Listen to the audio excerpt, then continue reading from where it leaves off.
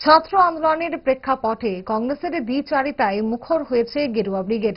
প্রশ্ন তুলেছে, একই যাত্রায় পৃথক ফল কেন? জবাবদিহি করতে হবে কংগ্রেসকে। কংগ্রেসের কাছে জবাবদিহি চাইল বিজেপি। আজ প্রদেশ বিজেপি দপ্তরে আহত সংবাদ সম্মেলনে কংগ্রেসের দিকে তোপ দাগা হয়েছে। কংগ্রেসের বিরুদ্ধে বিজেপির অভিযোগ, দিল্লিতে যে কারণে ছাত্র আন্দোলনে কংগ্রেস তাদের রাজনৈতিক মতলবে ইন্ধন জুগিয়ে বিশৃঙ্খলা সৃষ্টি করেছিল, ঠিক একই কারণে যখন ঝাড়খণ্ডের রাত্রি জ্বলছে তখন নীরব কেন কংগ্রেস নেতা রাহুল গান্ধী? সংবাদ সম্মেলনে রাজ্যের মন্ত্রী সুশান্ত চৌধুরী বাম কংগ্রেসকে নিশানা করে তাদের রাজনৈতিক দেউলিয়াপনার তীব্র সমালোচনায় মুখর হন। কি বলেছেন মন্ত্রী সুশান্ত চৌধুরী, দেখুন। কোনো কথা বলছেন না, কারণ সেখানে তাদের সরকার। ঝাড়খণ্ড মুক্তি মোর্চা, কংগ্রেস দল সেখানে সরকার চালাচ্ছে হেমন্ত সোরেনের নেতৃত্বে।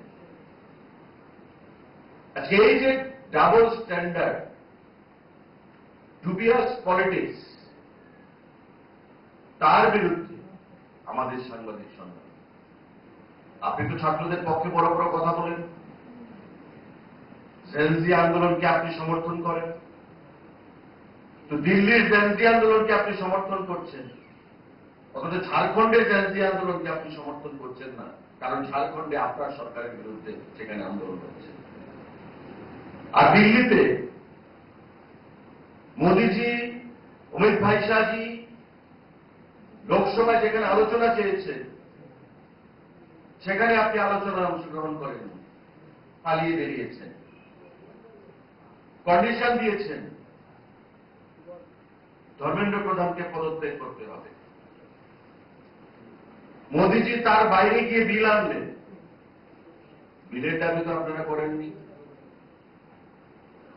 কিন্তু আগামী দিনে আগামী প্রজন্মের স্বার্থে, যাতে পেপার লিক হলে দোষীদের শাস্তি প্রদান করা যায়, কঠোর থেকে কঠোরতম শাস্তি প্রদান করা যায়, তার জন্য মোদীজি বিল এনেছেন এবং সেই বিলকে লোকসভায় পাশ করিয়েছেন।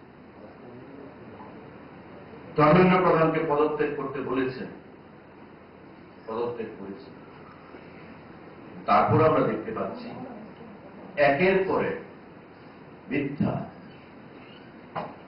রাজনৈতিক ফায়দা লাভের জন্য একের পরে বক্তব্য কংগ্রেস দল যত রাহুল গান্ধী সেখানে করে যাচ্ছে।